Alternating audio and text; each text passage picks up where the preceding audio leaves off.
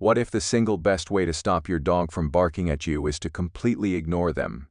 It sounds entirely backward. When your dog is standing in front of you, barking at the top of their lungs, your natural instinct is to do something. You want to look at them, tell them to be quiet, or sigh in frustration.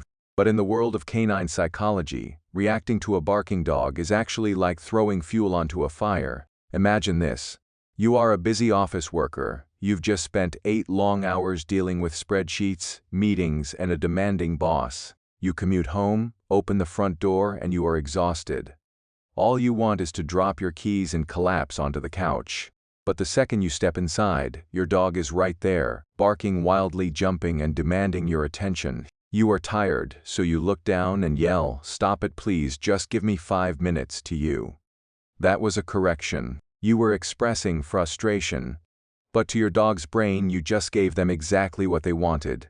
You looked at them. You spoke to them. You gave them your energy. In their mind, the sequence of events was incredibly simple.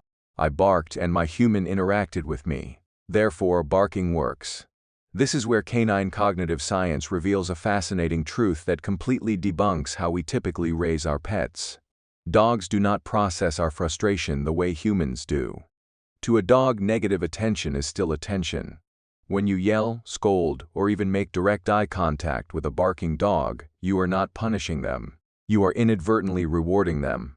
Researchers in canine behavior call this demand barking, and it is fueled entirely by our feedback. If a dog barks and gets any reaction at all, their brain registers that action as a successful transaction. To truly understand why this happens, we have to look at how a dog's mind calculates value. In psychology, there is a concept known as negative punishment. Don't let the word punishment confuse you. In scientific terms, punishment simply means reducing a behavior, and negative means taking something away. So negative punishment means removing something the dog highly values in order to stop an unwanted behavior. And what does your dog value more than anything else in the world? Your attention. When you turn your back on a barking dog, you are instantly employing negative punishment. You are withdrawing the ultimate reward.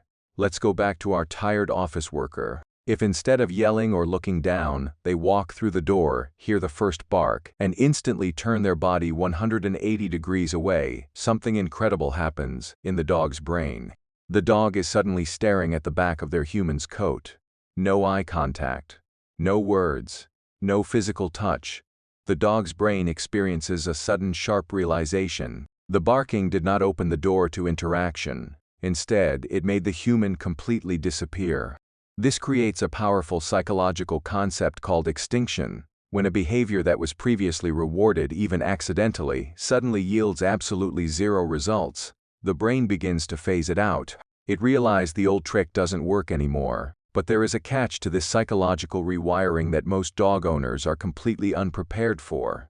It's a phenomenon known as an extinction burst. When you first start turning your back on a barking dog, the barking will not stop immediately. In fact, it will get significantly worse. Your dog will bark louder, faster, and maybe even try to run around to get back into your line of sight. This is a critical psychological test. The dog's brain is thinking, "Wait, this always worked before. Maybe I'm just not doing it loud enough." If you give in during this burst, if you look at them or yell because you can't take the noise anymore, you will accidentally reward the most extreme version of the behavior. You will teach them that they just have to bark louder and longer to get what they want. But if you hold your ground, if you remain as still and silent as a statue with your back turned, the magic happens. The dog will eventually tire out. They will pause, even if just for a second, to figure out what is going on. That exact second of silence is the golden window. The moment your dog stops barking and sits down in confusion, you turn around and shower them with love, treats, and attention. Suddenly, the puzzle pieces click together in your dog's mind. They realize that barking makes their favorite human vanish, but calm silence brings their favorite human right back to life. You are completely rewriting their mental rule book. So, how do you put this into practice starting today? It requires one very simple shift in your physical body language. The next time your dog barks at you for food, a toy, or attention, do not say a word. Do not sigh. Do not look at them out of the corner of your eye. Cross your arms, turn your back completely, and look up at the ceiling. Keep your body totally rigid. By crossing your arms, you tuck away your hands, which dogs often read as potential play tools. You are sending a clear universal canine signal. I am completely closed for business. Only turn back and acknowledge them when all four paws are on the floor, and they have been completely silent for at least 3 seconds. At its core, this psychological shift isn't about being cold or ignoring your dog because you are angry. It is about communicating with them in a language they actually understand. It is about showing them that peace, calm, and patience are the only keys that unlock your affection. By changing how you react to their noise, you aren't just quietening your home. You are building a deeper, more respectful relationship built on clear boundaries and mutual understanding. But demand barking is just one way our dogs try to communicate their deepest instincts to us. Have you ever noticed how your dog behaves right before they settle down for a nap? Why do they feel the absolute need to dig, scratch, and spin in circles on their bed before they finally go to sleep?